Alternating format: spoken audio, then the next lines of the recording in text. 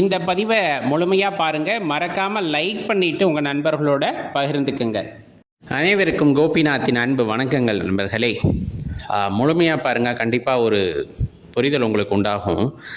இப்போ கோவில் கட்டுறாங்க ஒரு இடத்துல அப்படின்னா, அந்த கோவிலுக்கு நம்மால் முடிஞ்ச உதவியை செய்யும் போது, இல்லைன்னா முழுவதுமாகவே நம்ம சம்பாதித்த பொருட்களை அந்த கோவில் கட்டுமானத்திலே போட்டு நம்ம செலவு செய்யும் பொழுது, அல்லது அதை முன்னின்று நடத்தும் பொழுது, நேர்மையாக அது இறைவனுக்கான பணம் அப்படின்று உணர்ந்து அதில் ஒரு ரூபா கூட தப்பி தவறி கூட தனதோட தேவைக்காக எடுத்துக்கொள்ளாமல் அந்த கோவிலுக்கே முன்னின்று எல்லாத்தையும் செய்கிறாங்க அப்படிங்கும்போது தெளிவாக தெரிஞ்சுக்க. இந்த 3 வகையில் நீங்கள் எதில் இருந்தாலும் ஒரு கட்டத்தில்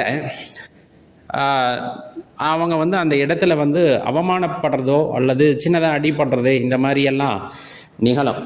அது பொதுவாக இந்த சின்னதாக அடிபடுது அல்லது வேறு ஏதேனும் விஷயங்கள் நடக்குது அப்படின்னா திருஷ்டினால் அப்படின்னு சொல்லுவாங்க.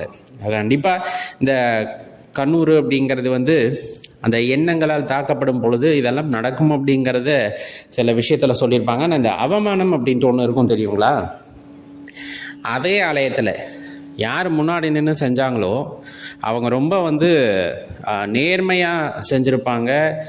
எல்லாமே கோவிலுக்காக பார்த்து செஞ்சுருப்பாங்க. ஒரு குறிப்பிட்ட காலகட்டத்தில் அதே இடத்துல அவர்கள் சில நேரத்தில் அவமானப்படுத்தப்படுவதும் உண்டு.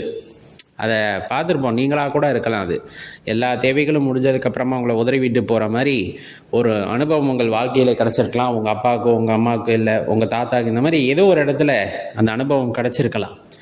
அதுக்காக நம்ம சுவாமியை நொந்து கொள்ள முடியுமா அப்படின்னு கேட்டால், இந்த ஒரு உணர்வு கண்டிப்பாக நீங்கள் புரிஞ்சுக்கிட்டிங்கன்னா அந்த மாதிரி எண்ணமே வராது.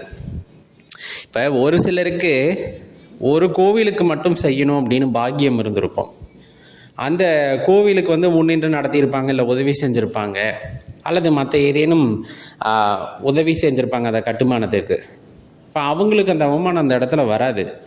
அந்த கோவில்லையே அவங்க படுத்தே கிடப்பாங்க, அல்லது அந்த கோவில் அந்த இறைவனே கதி என்று கிடப்பார்கள். அவர்களுக்கு எந்த விதமான ஒரு அவமானமோ இல்லை பிரச்சனைகளோ வராது. காரணம், அவர்களுக்கு விதிக்கப்பட்டது அதுதான் ஒன்று. இன்னொன்று ரொம்ப முக்கியமானது, கர்வம் கொள்ளக்கூடாது. நம்ம தான் செஞ்சோம் அப்படின்ட்டு கர்வம் கொள்ளக்கூடாது. அப்போ அந்த கர்வத்தை அழிப்பதற்காகவும் இறைவன் சில விஷயங்களை புரிய வைப்பார். அப்போது தான் சில விஷயங்கள் நடக்கும்போது அது நமக்கு தடையாகவோ அல்லது அது ஒரு அவமானமாகவோ தோன்றும். ஆனால் அந்த கர்வமும் இல்லை என் மனசில். இந்த ஆலயத்திற்கு இன்னும் செய்யணும்னு நினைக்கிறேன், ஆனால் என்னை செய்ய விட மாட்டேங்கிறாங்க, என்னை உள்ளே விட மாட்டேன்றாங்க, அவமானப்படுத்துகிறாங்க அப்படிங்கிற மாதிரி தோணுச்சுன்னா தெளிவாக நினச்சிக்குங்க, நீங்கள் ஒரு உயரிய பிறப்பு எடுத்திருக்கிறீர்கள். மற்ற யாருக்கும் கிடைக்காத ஒரு அற்புதமான பிறப்பு உங்களுக்கு கிடைத்திருக்கிறது. அதை வீணாக்குகிறீர்கள் என்பதற்காகத்தான் இறைவன் அந்த சோதனையை வைக்கின்றார். உங்களால் இன்னும் 5-6 கோயில், இன்னும் 10 கோயில், 15 கோயில் எப்படி வேணாலும் இருந்துட்டு போகுது.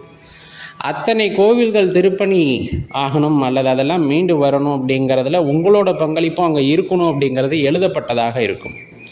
ஆனால் அதெல்லாம் நம்ம மறந்துட்டு என்ன பண்ணுவோம் அப்படின்னா, இந்த ஒரு கோவிலே கதி அப்படின்னு நீங்கள் இருப்பதன் காரணமாக உங்களை மடைமாற்ற வேண்டும். அந்த கோவிலை தவிர மற்ற கோவில்களும் இருக்குது அப்படின்னு இறைவன் உங்களுக்கு உணர வைக்கணும் அப்படின்னு நினச்சிட்டாருன்னா, அந்த இடத்துல கொஞ்சம் கொஞ்சமாக அந்த கோவில்களை எல்லாம் உங்கள் கண்ணுக்கு காட்டுவார். அடுத்து உனக்கு இந்த கோவில் பண்ணியிருக்கு, இந்த கோயில் பண்ணியிருக்கு அப்படின்னு காட்டுவாங்க. நம்ம அதை உணர்ந்து கொள்ளாமல் இதே கோவிலே கதி, இந்த இடத்துல இன்னும் நிறைய செய்யணும், நிறைய செய்யறதுக்கு ஆள் வந்துடுவாங்க. பெரிய வேலைகளை செய்வதற்கு தான் நீங்கள், சின்ன சின்ன வேலைகளை செய்வதற்கு வேறு யாருக்காவது பணி கொடுக்கப்பட்டிருக்கும். அப்போ நீங்கள் இன்னும் மடை மாறலை அப்படின்னா எப்படி மடை மாற்ற முடியும்? ஒன்றும் சொல்லி பார்ப்பாங்க. நம்ம குழந்தையே ஒரு விஷயத்த கேட்க மாட்டேங்குதுன்னா சொல்லி பார்ப்போம், இல்லைன்னா கண்டித்து பார்ப்போம், இல்லைன்னா அடித்து பார்ப்போம். அந்த மாதிரி தான் சின்ன சின்ன மடைமாற்றங்களுக்கான விஷயம் நிகழும். அதை நீங்கள் புரிந்து கொள்ளவில்லை அப்படிங்கும்போது இந்த மாதிரி ஒரு சிறு அளவிலான அவமானங்கள் மாதிரி நமக்கு அது அவமானமாக தோணும். கர்வம் இல்லாதவங்களுக்கு அது அவமானமாக தோணாது. கொஞ்சம் அதோட ஈடுபாடு ரொம்ப அட்டாச் ஆகிருக்காங்கன்னா அப்போ அதில் டிட்டாச் பண்ணணும், வெளியே வர வைக்கணும். அடுத்த கோவில் திருப்பணியை உங்களை செய்ய வைக்கணும். ஏன்னா அதெல்லாம் புண்ணியம். அந்த புண்ணிய பலன்கள் உங்களுக்கு கிடைக்க வேண்டும் என்பது இறைவன் எழுதியிருந்தால் அது வேண்டாம் என்று நீங்கள் ஒதுங்கி இருக்க முடியாது. அப்போ நீங்கள் போய் அதை செஞ்சு தான் ஆகணும், முன்னின்று செஞ்சு தான் ஆகணும். அந்த கோவிலுக்கான திருப்பணியை செய்யணும், அந்த கோவிலுக்கான குடமுழுக்க நீங்கள் செய்யணும் அப்படின்னு இருக்கும்போது கண்டிப்பாக சின்ன சின்ன பிரச்சனைகள், அவமானங்கள் வரத்தான் செய்யும். இப்போ நீங்கள் அப்படி இல்லை. ஒரு கோவில் செஞ்சதுமே அந்த பணிகள்லேருந்து நீங்கள் முழுமையாக உங்களை விடுவிச்சுக்கிட்டு அடுத்த கோவிலுக்கு போயிடுறீங்க அப்படிங்கும் போது உங்களுக்கு எந்த விதமான மனக்கசப்புகளும் வராது, மன சஞ்சலங்களும் வராது, இந்த மாதிரி அவமானங்களும் வராது. இது உள்ளார்ந்து உணர்ந்து கொள்ள வேண்டிய ஒரு விஷயம். இது அடியேன் சொல்வதனால் அல்ல, நீங்களாக புரிந்து கொள்ளும் பொழுது நீங்கள் எடுத்த பிறப்பு எவ்வளவு பெரியது அப்படின்னு உங்களுக்கு தெரிய வரும்.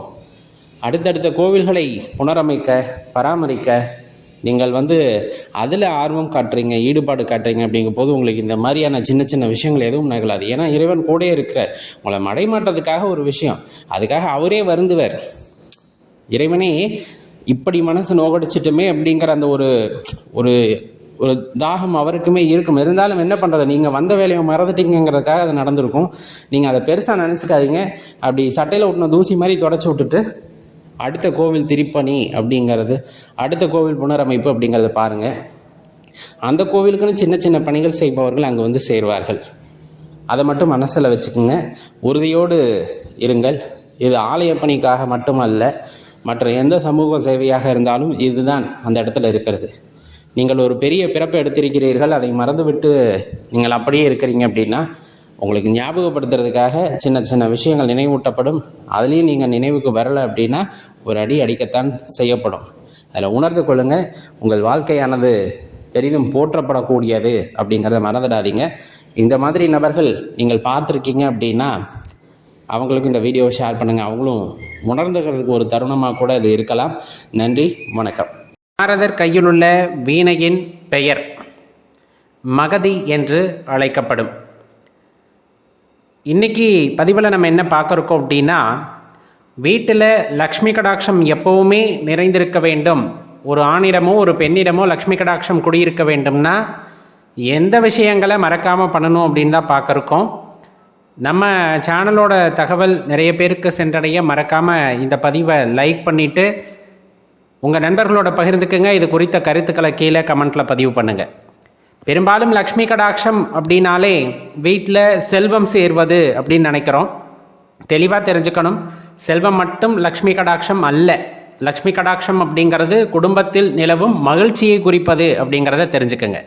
சரி, அந்த மகிழ்ச்சி நீடித்திருக்க வேண்டும், வீட்டில் செல்வ செழிப்பு பெருக வேண்டும்னா எப்போதுமே வீட்டில் இருப்பவர்கள், அவர்கள் ஆண்களாக இருந்தாலும் சரி பெண்களாக இருந்தாலும் சரி, சிரித்த முகத்துடன் இருக்க வேண்டும். எப்போவுமே மகிழ்ச்சியாக இருப்பதைத்தான் நாம் அவ்வாறு குறிப்பிடுகின்றோம். மங்களமான வார்த்தைகளை மட்டுமே பேச வேண்டும், அமங்கலமான வார்த்தைகளை எப்பொழுதும் பேசக்கூடாது. அது வீட்டில் ரொம்ப அதிர்வுகளை உண்டாக்கக்கூடிய, தேவையில்லாத அதிர்வுகளை உண்டாக்கக்கூடிய பாடல்களை ஒலிக்க விடக்கூடாது. மங்களமான வாத்திய இசை எப்பொழுதுமே வீட்டில் ஒலித்து கொண்டிருப்பது வீட்டில் லக்ஷ்மி கடாட்சத்தை உண்டாக்கும். வாசனை அப்படிங்கிறது லக்ஷ்மியோட இருப்பிடம் அப்படின்னு சொல்லுவாங்க. வீட்டில் சாம்பிராணி போடுறது, ஊதுபத்தி ஏற்றுறது, இன்னும் வாசனை பொருட்களுடைய பயன்பாடு இருந்ததுன்னா சிறப்பு. நம்முமே பார்த்திங்க அப்படின்னா ஜவ்வாது பயன்படுத்துறது, அத்தர் பயன்படுத்துறது, இந்த மாதிரி வாசனை திரவியங்களை நம்ம உடலில் பயன்படுத்தும் பொழுது நம்மிடம் அந்த ஈர்ப்பு சக்தியானது உண்டாகும் அப்படின்னு சொல்லப்படும். இந்த வெண்மை நிறத்திற்கு எப்போவுமே லக்ஷ்மி கடாட்சம் உண்டும்பாங்க. வெண்மை நிற ஆடையை, நல்ல தூய ஆடையை அணிவது ரொம்ப சிறப்பு. பெண்களாக இருக்கும் பொழுது அதில் பூ, இந்த மாதிரி நிறைய டிசைன்ஸ் இருக்கக்கூடிய வெண்மை நிற ஆடைகளை அடிக்கடி பயன்படுத்துறதுமே உங்களுக்கு சிறப்பானதாக இருக்கும். அதுலேயும் ரொம்ப குறிப்பிட்டு சொல்லணுன்னா, வீட்டு வாசலில் மறக்காமல் கோலம் போட்டுருங்க.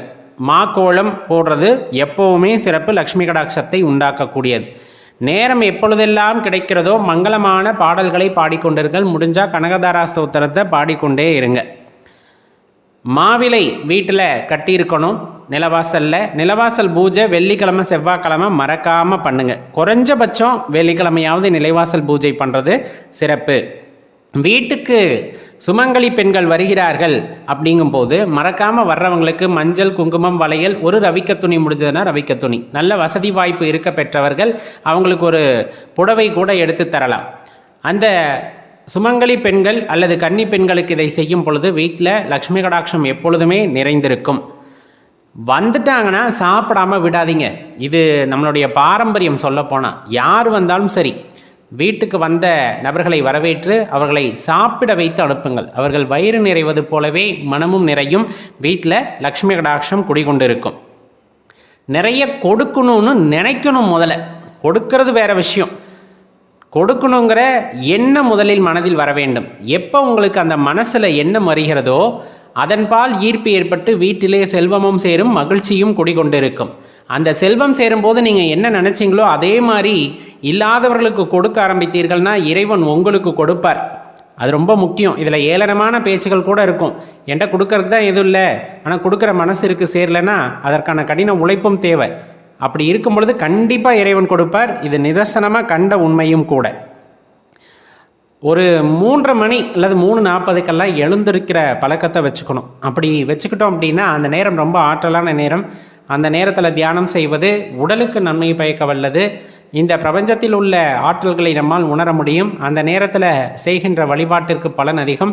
அந்த நேரத்தில் நீங்கள் என்ன வேணுமோ இறைவனிடம் நெருங்கி விண்ணப்பித்து வேண்டி கேட்டுக்கொள்ளலாம். கண்டிப்பாக அது நிகழும். லக்ஷ்மி கடாட்சம் உள்ள பொருட்களை எப்போதுமே வீட்டில் வச்சுருங்க. சங்கு வாங்கி வைங்க, சோவி வாங்கி வச்சுருங்க. இந்த மாதிரி மஞ்சள் இருக்கலாம். என்னென்ன லக்ஷ்மி கடாட்சம் உள்ள பொருட்கள் இருக்கிறதோ அதையெல்லாம் வீட்டில் வச்சுருங்க. நெற்கதிர்களை ஒரு கட்டாக கட்டி வீட்டு வாசலிலே அல்லது நம்ம ஹால் இருக்கு இல்லையா, அங்கே கட்டி எப்பொழுதுமே தொங்க விட்டுருந்தோம் அப்படின்னா வீட்டில் உணவு பஞ்சம் அப்படிங்கிறது வரவே வராது. லக்ஷ்மி கடாட்சம் நிலைத்திருக்கும் அப்படிங்கிறத மறந்துட வேண்டாம் நண்பர்களே. நிறைய தகவல்கள் கண்டிப்பாக பயனுள்ளதாக இருந்திருக்கும். இதில் நீங்கள் எதை பயன்படுத்துகிறீங்கன்னு யோசிச்சு பாருங்கள். இதில் ஏதாவது மாறுபடுகிறது அப்படிங்கும் போது இனிமேல் பழக்கத்துக்கு கொண்டு வாங்க. கண்டிப்பாக உங்கள் வீட்டில் லக்ஷ்மி கடாட்சம் குடிக்கொண்டு இருக்கும். மறக்காமல் இந்த பதிவை உங்கள் நண்பர்களோடையும் பகிர்ந்துக்கங்க நண்பர்களே. இந்த பதிவு நிறைய பேரை சென்றடையட்டும். நன்றி, வணக்கம்.